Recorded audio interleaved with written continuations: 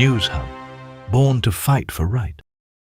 नमस्कार, news hub channel में आप सभी का स्वागत है। मैं नुज़रत आज़मी। चलिए नजर डालते हैं आज की खबरों पे। पाकिस्तान के प्रधानमंत्री शहबाज शरीफ ने सार्वजनिक रूप से स्वीकार किया है कि भारत ने बैलिस्टिक मिसाइल से नूर खान एयरबेस और अन्य ठिकानों पर हमला किया है।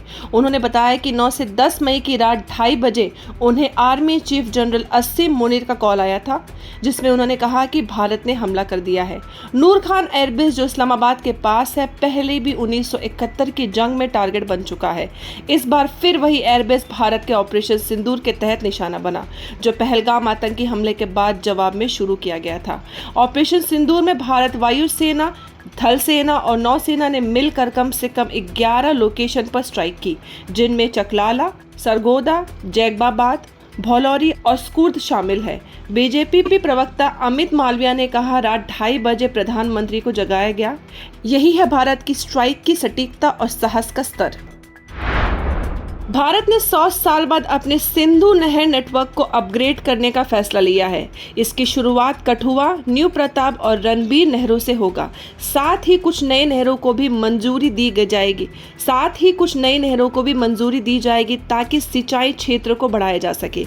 यह फैसला 23 अप्रैल को सिंधु जल संधि को सस्पेंड करने के बाद आया, जो भारत ने पहलगाम आतंकी हमले के जवाब में किया था, जिसमें 26 लोग शहीद हुए थे। सरकारी अधिकारियों के मुताबिक रिसिल्टिंग और विस्तार का काम चरणों में होगा। जम्मू एंड कश्मीर सरकार के तहत केंद्र की तकनीकी गाइडेंस में इसका उद्देश्य है नहरें ज्यादा पानी ले जा सके और मानसून की अनिश्चितता के बावजूद सिंचाई सुनिश्चित हो सके। भारत ने अपना गोल पीच तैयार कर लिया है। आतंक के खिलाफ ऑपरेशन सिंदूर को दुनिया भर में समझाने के लिए 7 ऑल पार्टी डेलीगेशंस भेजे जाएंगे, जिनका एम होगा पाकिस्तान को इंटरनेशनली आइसोलेट करना। इस डेलीगेशन को लीड करेंगे टॉप एमपीज जैसे कि शशि थरूर जो कांग्रेस के हैं, रविशंकर प्रसाद जो बीजेपी के हैं, सुप्रिया सुले जो एनसीपी की हैं, भैया जाट पांडा जो बीजेपी के हैं, संजय कुमार झा जो जेडीयू के हैं, श्रीकांत शिंदे जो शिवसेना के हैं। शशि थरूर ने कहा, जब नेशनल इंटरेस्ट की बात हो तो मेरी सर्विस कभी मिसिंग नहीं होगी। ये आउटरीच मिशन इस मंथ एंड में शुरू होगा, जहां एमपीज, एलाइज और ग्लोबल फॉर्म्स को भारत की स्टैंड के बारे में ब्रीफ करेंगे।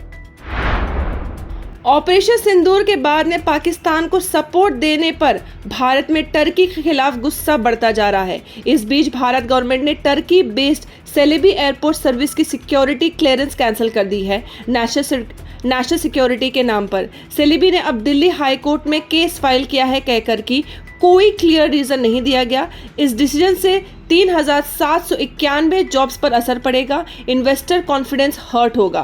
कंपनी ने कहा कि उनके मेजॉरिटी स्टेक होल्डर्स टर्की से नहीं है और सभी भारतीय इंटेलिजेंस चेक पास किए गए थे।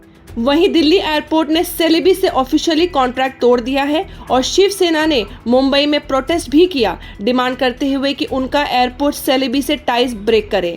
एविएशन मिनिस्टर मुरलीधर मोहोल ने एक्स पर लिखा, लोगों के रिक्वेस्ट और नेशनल इंटरेस्ट को देखते हुए एक्शन लिया गया है। इसके बाद एयर इंडिया ने भी टर्किश एयरलाइन और इंडिगो के लीज टाइप पर सवाल उठाया है, बिजनेस और सिक्योरिटी दोनों रीजन से। भारत ने 2 मई को पाकिस्तान के सामान पर जो बैन लगाया था, अब उसका दायरा और सख्त कर दिया गया है।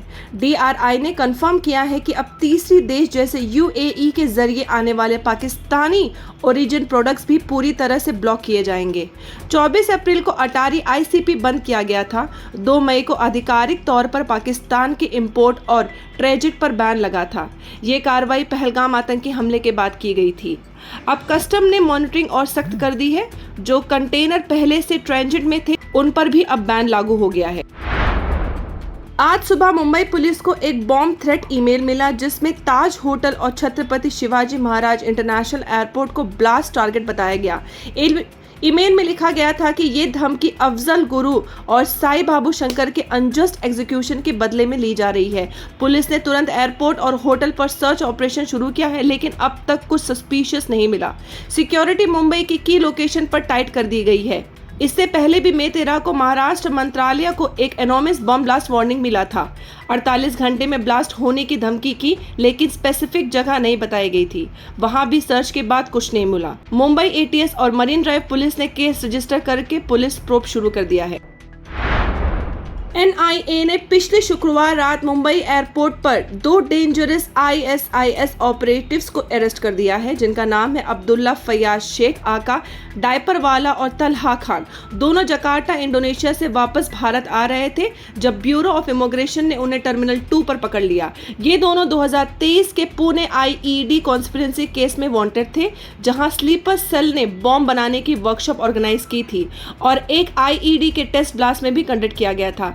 NIA के हिसाब से ये लोग 2 साल से फ्यूजिटिव थे। इनके अगेंस्ट नॉन बेलेबल वारंट जारी है। 3 लाख का रिवॉर्ड भी रखा गया था उनकी अरेस्ट। पुणे के कोंढवा एरिया में ये लोग रेंटेड हाउस में बॉम्ब बनाते थे। इससे पहले भी 10 ISI के अगेंस्ट चार्जशीट फाइल हो चुकी हैं, जो अभी जेल में है। ISI का ये स्लीपर मॉड्यूल भारत में शांति और कम्युनल हार्मोनी तोड़ने का प्लान बना रहा था। अब दोनों को NIA स्पेशल कोर्ट में प्रोड्यूस किया जाएगा।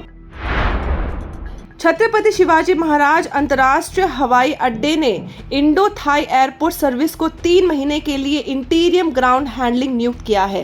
सेलेबी नास के हटने के बाद सेलेबी का कॉन्ट्रैक्ट खत्म कर दिया गया है, क्योंकि उसकी भारत शाखा की सुरक्षा मंजूरी रद्द कर दी गई थी, नेशनल सिक्योरिटी कंसर्न के चलते।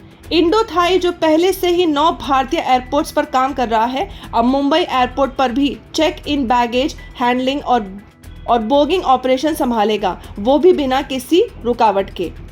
एयरपोर्ट प्रवक्ता बोले, यात्रियों को किसी भी तरह की असुविधा नहीं होगी।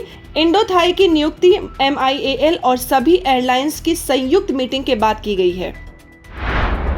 चेंबूर के 28 साल का लड़का पुनीत सिंह माजरा अटल सेतु शुक्रवार सुबह अपनी BMW से डंपर से टकरा गया और मौत हो गई। पुलिस ने बताया कि वो पार्टी से वापस आ रहा था।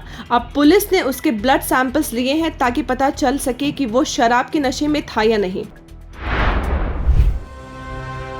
News Hub, born to fight for right.